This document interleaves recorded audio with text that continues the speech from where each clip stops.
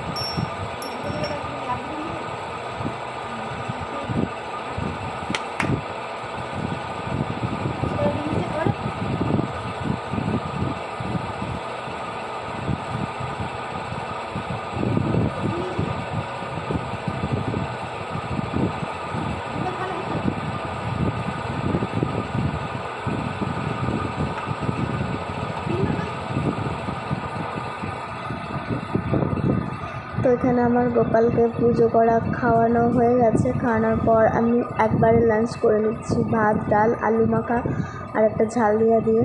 Lunch করার পর ঘুম থেকে উঠে চা বিস্কিট খেয়ে নিচ্ছি। রাত্রে চিজ সয়াবিন আলু পরোটা খেয়ে নিলাম, আলু দিয়ে ঘুমিয়ে পড়লাম।